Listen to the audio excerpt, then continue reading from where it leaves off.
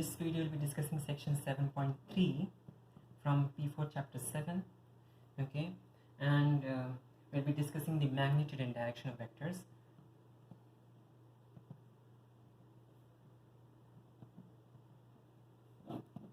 Okay, and this are again the topics. The topic for this section is again very familiar, should be familiar to most of us over here, because we did come across this back in mechanics M1, albeit maybe in a different format. Okay, so let's consider the magnitude of a vector if it is expressed in the ij notation or the column vector notation. So let's consider a vector in the format x, y.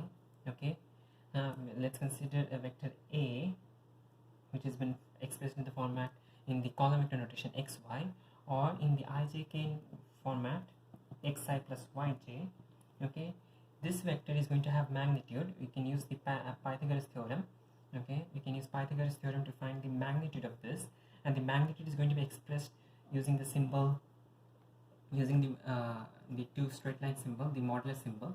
So the magnitude of the vector A represented by this symbol can be found using Pythagoras theorem to be root of x squared plus y squared. Okay, because notice if you have a vector, that has components x in the horizontal direction and y in the vertical direction, in that case the using Pythagoras theorem, the length of this vector, which is the magnitude of this vector is can be found using Pythagoras theorem, x squared plus y squared the whole root. Okay, so a modulus is equal to x squared plus y squared the whole root. Now this can also be while the modulus symbol can be written as a modulus, we can also write this using the column vector and the xi plus yj vector form. So this is the same as x, y, don't forget the bracket, this can be written as x, y, or xi plus yj. All formats are correct. Okay, so you can put just the vector symbol a and modulus, you can put a magnitude, you can put x, y column vector the entire magnitude, or you can do xi plus yj the whole magnitude. Okay, all formats are acceptable as long as it is in the column vector or the ijk vector notation. It is going to be simply the usage of Pythagoras theorem, x squared plus y squared. Now let's consider a vector. Let's consider vector b. Okay, let's consider vector b, and this has got modulus, this has got magnitude 4. Okay, so this vector has got magnitude 4, or in other words it has got length 4 units. Okay, and if you want to find a unit vector, okay, so what does a unit vector mean? Okay, a unit vector is basically a vector with modulus 1, with the magnitude 1. Okay, a unit vector has magnitude 1. Okay, so such a vector, okay, a unit vector has got magnitude 1. So as long as the magnitude is 1, it is a unit vector. So unit vectors can be in any direction. Now let's say that we have a vector b, and you want a unit vector in the direction b itself. Okay, we could have a unit vector in other directions, but in this question specifically we want the direction in b itself. So what you can do is, since we know that b, okay, we can take the help of b and the 4 over here. We know that b is in the direction of b. Okay, and you know that the direction and the length of b is 4. So what you can do is we can take b and you can divide it by 4. Okay, so if you take b and divide it by 4, this vector that we have is going to have magnitude 1 unit. Okay, so you have the vector b, okay, which gives you the direction of b, and if you divide the vector by 4, you actually get a vector with magnitude 1 unit, or in other words you actually get a unit vector in the direction of b. Okay, so since 4 is the magnitude of b, okay, this can be written as b divided by the magnitude of b. Okay, in other words the general expression for the unit vector, for a unit vector in the direction of b, is b divided by b modulus, and this is going to be true for any vector in any direction. So let's say we have a vector q, okay, and it has got magnitude q modulus, okay, so this is the magnitude q modulus, and so the unit vector in this direction, the unit vector, okay, which has got magnitude 1 in it, is going to be simply this vector is going to be simply q divided by q modulus, okay. So q gives you the direction of the vector, and then if you divide the vector q with its magnitude, you get a vector with simply a magnitude 1 unit, okay. So q divided by q modulus is going to give you a vector with magnitude 1, and that is generally how you find a unit vector. Now let's consider example 11. In example 11, they have two vectors. For this question, we'll be modifying the vector slightly. So let's consider a is equal to 9 minus 2j, and b is equal to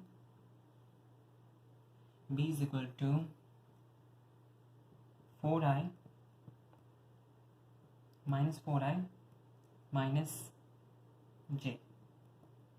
Okay, now let's see in what's the magnitude of a.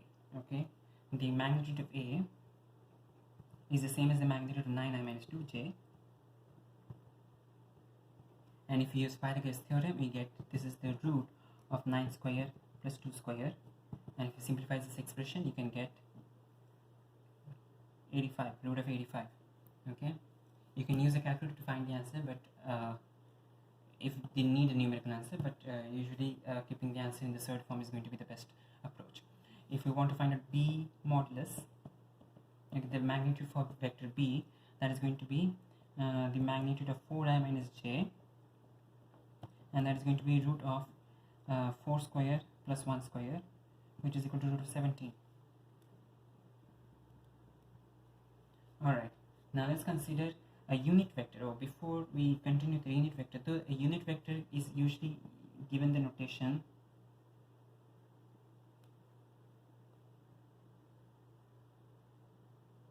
give me a second. A unit vector is usually given the notation arrowhead. You'll be noticing this in print, okay. Arrowhead for the on top of the letter b means it is a unit vector along the direction of b, okay. In print, arrowhead over the letter q is going to mean a unit vector along the direction of q. So over here, if you want a unit vector along the direction of a, that is going to be equal to the vector a divided by its own magnitude, okay. So we have the vector a, we're going to divide by its own magnitude, and that is going to give us a vector of magnitude 1. Okay, so this is going to be equal to simply 9i minus 2j divided by root 85, because we already calculated everything out already. So a is simply 9i minus 2j, and this is going to be root 85. If you notice, if you try to calculate the magnitude of this vector, you'll find that the magnitude of this vector is 1. Okay, in a similar manner, the unit vector for b is going to be minus 4i minus j divided by root 17. Okay, because minus 4i minus j is b, root 17 is the magnitude of b, and therefore this is simply the application of the formula, the application of that expression. So this is the answer for this one. Now let's consider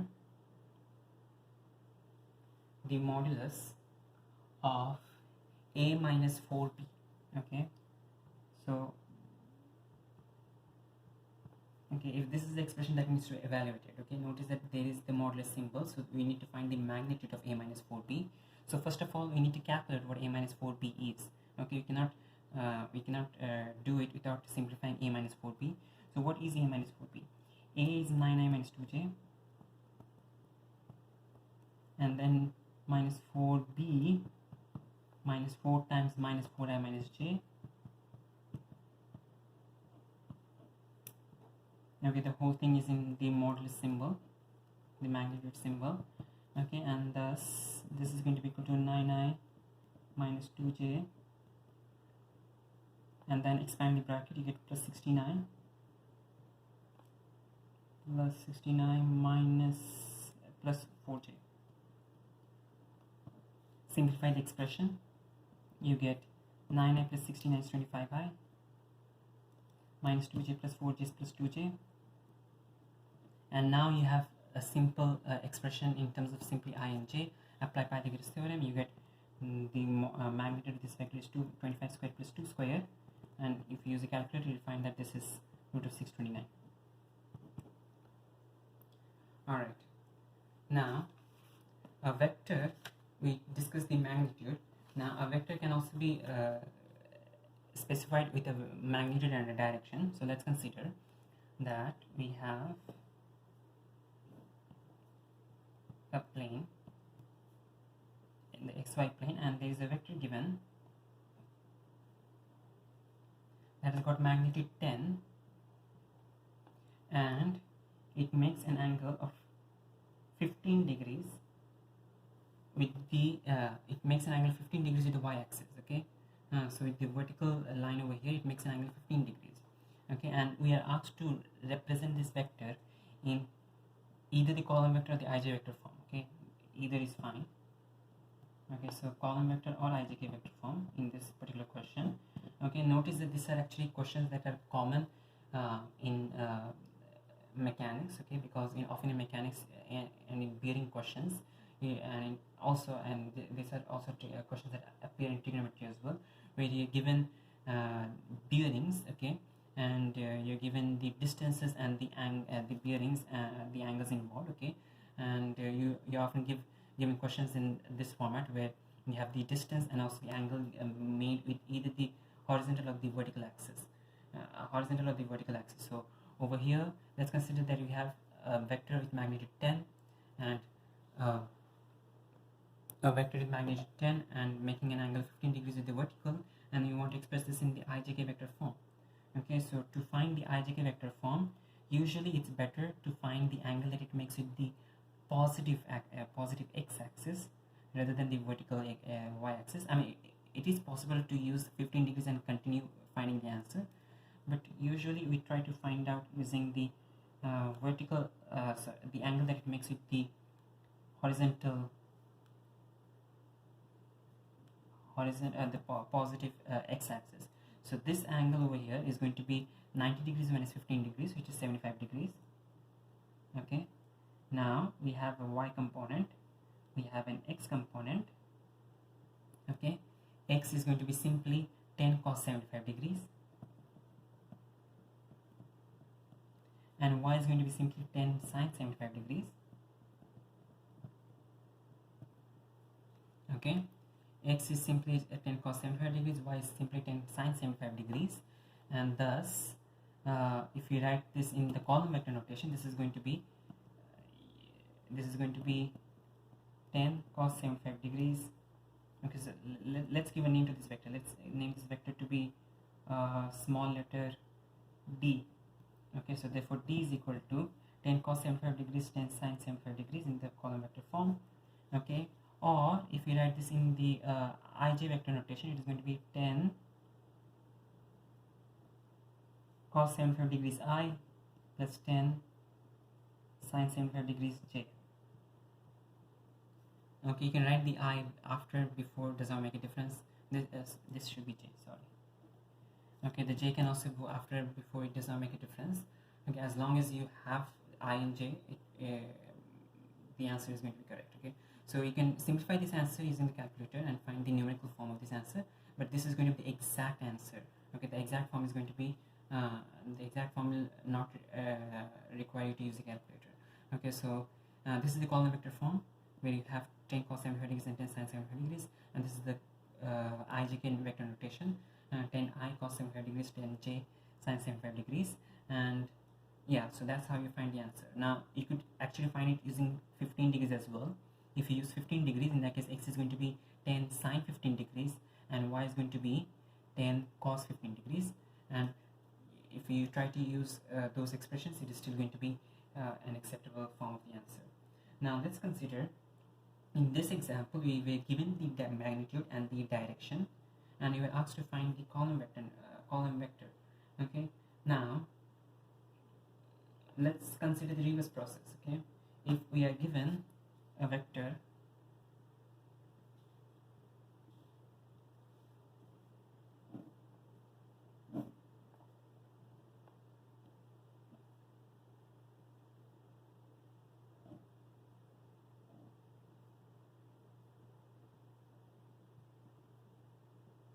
okay, if I given a vector and let's consider this is P, this is Q, and you're asked to find both the magnitude and the direction of this vector. And when they're asking the direction, usually you need to specify along with which axis. Okay, so the angle needs to be specified along with which axis. So usually assume that it is along the positive x-axis, so we need to find this angle over here. Okay, so PQ, and we are going to find the direction of this vector and the magnitude, and the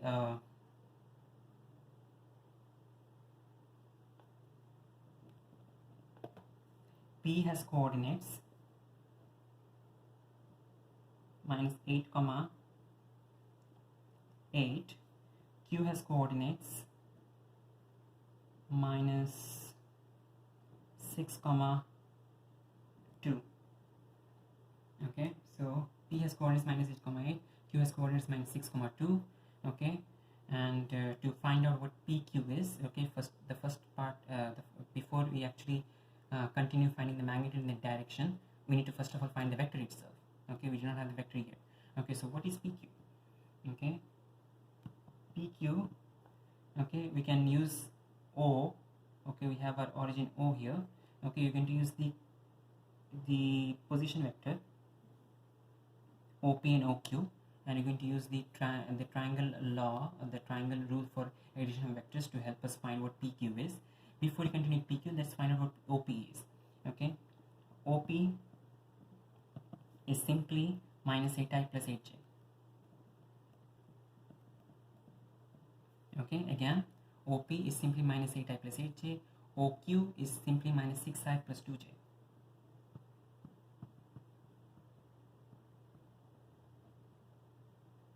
Okay, then what is PQ? PQ, okay, we're moving from P to O to Q. Okay, our stop is at O. From P we take a stop at O and then move on to Q. So PQ is equal to PO plus OQ. What is PO? PO is the negative of OP, so it is going to be minus of minus 8i plus 8j, which is going to be equal to 8i minus 8j. Okay, we are multiplying the vector with minus 1 plus OQ. OQ is going to be the same as minus 6i plus 2j, so add minus 6i plus 2j. Okay, so 8i minus 8j plus minus 6i plus 2j, add them up, we get 2i minus 6j. Okay, so that's your PQ. Again, summarizing the process that it did, we had the coordinates for P, the coordinates for Q. Okay, so to find the vector PQ, we tried to use our helping point O. Okay, we found the position vector for P, okay, which is OP, and that is simply minus 8i plus 8j. We found the position vector for Q, which is simply OQ, and that is minus 6i plus 2j. From this, we applied regular addition of vectors to find out what PQ is. Now, continuing with our question was to find the magnitude and the direction. Okay, so PQ, the magnitude of PQ is going to be 2i minus 6 to the whole modulus, which is going to be equal to root of 2 square plus minus 6 the whole square.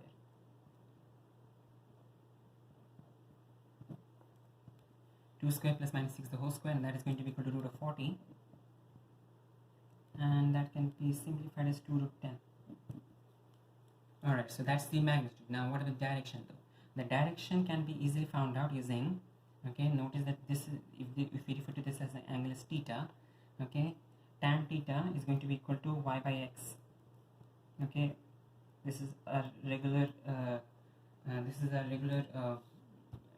the general formula from trigonometry for tan theta. So tan theta is equal to y by x. Simply substitute your y component from the vector and the x component from the vector, you get tan theta is equal to minus 6 by 2, which is equal to minus 3. And therefore theta is equal to tan inverse of minus 3, and use the calculator.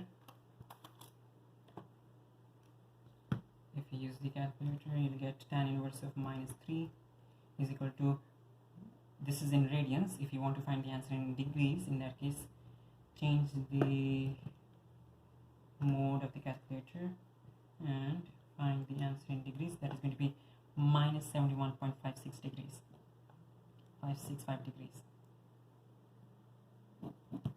Okay, so minus 71.565 degrees. So again, does this answer make sense? We have a negative value for the angle. This actually makes sense because our theta, our angle is actually facing, is in the vector is actually pointing downwards, okay, into the fourth quadrant. Okay, so this angle is actually, okay, negative, okay, because we start from x, we start from the x-axis, and you're actually taking a clockwise angle. Okay, clockwise angles are negative, and therefore that is minus 71.565 degrees. If it was the other way around, let's say that if we had a vector in this way and we found out theta, in this case theta would have been positive, okay, but in this case theta is negative. Okay, so in this case tan theta equals y by x, simply substitute y and x, and you get you can find theta to be this negative angle minus 71.565 degrees. Okay, so minus 71.565 degrees is the angle that the vector makes with the positive